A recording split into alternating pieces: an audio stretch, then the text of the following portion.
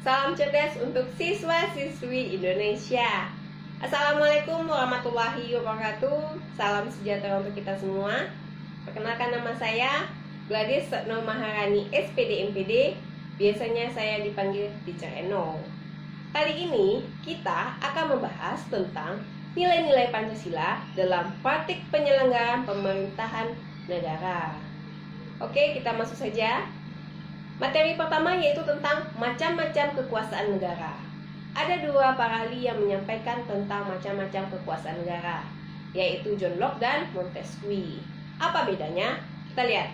John Locke membagi tiga kekuasaan negara, yaitu legislatif, eksekutif, dan federatif.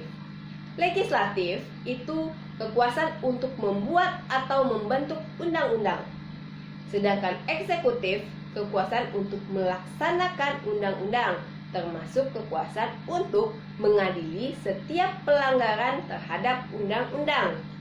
Kemudian kekuasaan federatif, di mana kekuasaan untuk melaksanakan hubungan luar negeri. Itu menurut John Locke.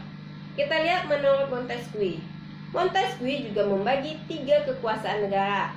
Yang pertama, legislatif, eksekutif, dan yudikatif. Legislatif yaitu kekuasaan untuk membuat atau membentuk undang-undang. Biasanya ini dipegang oleh MPR, DPR, DPRD, dan DPD.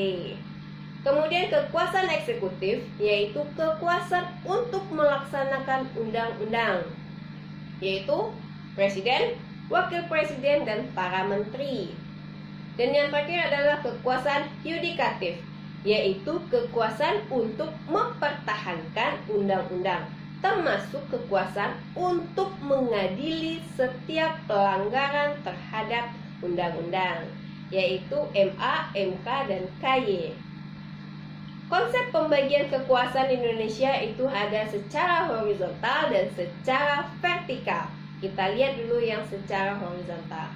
Pembagian kekuasaan secara horizontal itu dibagi atas yang pertama kekuasaan konstitutif, yaitu kekuasaan untuk mengubah dan menetapkan undang-undang dasar.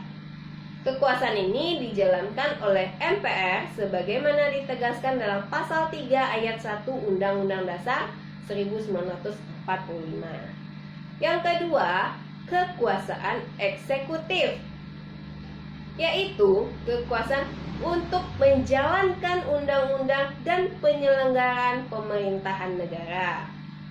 Kekuasaan ini dipegang oleh presiden sebagaimana ditegaskan dalam pasal 4 ayat 1 Undang-Undang Dasar 1945. Kemudian kekuasaan legislatif, yaitu kekuasaan untuk membentuk undang-undang. Kekuasaan ini dipegang oleh DPR sebagaimana ditegaskan dalam pasal 20 ayat 1 Undang-Undang Dasar 1945.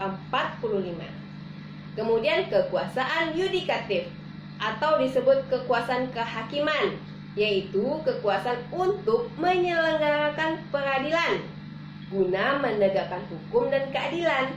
Kekuasaan ini dipegang oleh Mahkamah Agung dan Mahkamah Konstitusi sebagaimana ditegaskan dalam pasal 24 ayat 2 Undang-Undang Dasar 1945. Kemudian kekuasaan eksaminatif atau inspektif, yaitu kekuasaan yang berhubungan dengan penyelenggaraan pemeriksaan atas pengelolaan dan tanggung jawab tentang keuangan negara. Kekuasaan ini dijalankan oleh Badan Pemeriksa Keuangan sebagaimana yang ditegaskan dalam pasal 23E ayat 1 Undang-Undang Dasar 1945.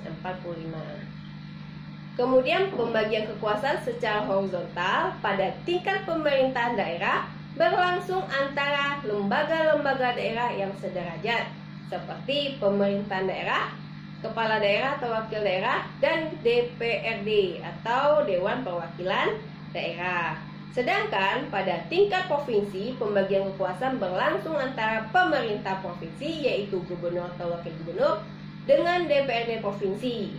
Sedangkan pada tingkat kabupaten atau kota, pembagian kekuasaan berlangsung antara pemerintah kabupaten atau kota yaitu bupati atau wakil bupati atau wali kota atau wakil wali kota, dan DPRD kabupaten atau kota. Itu adalah pembagian kekuasaan secara horizontal.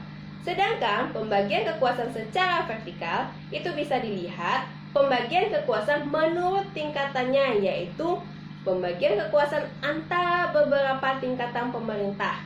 Pembagian kekuasaan secara vertikal di negara Indonesia berlangsung antara pemerintah pusat dan pemerintah daerah, seperti pemerintah provinsi dan pemerintah kabupaten kota. Pemerintah pusat menyerahkan wewenang pemerintahan kepada pemerintah daerah otonom, yaitu provinsi dan kabupaten kota, untuk mengurus dan mengatur sendiri urusan pemerintahan di daerahnya, kecuali urusan pemerintahan yang menjadi kewenangan pemerintah pusat. Apa saja kewenangannya? Kewenangan pemerintah pusat yaitu politik luar negeri, pertahanan, keamanan, justisi, agama, moneter, dan fiskal. Oke, cukup sekian materi kita hari ini. Mohon maaf apabila ada salah kata. Assalamualaikum warahmatullahi wabarakatuh.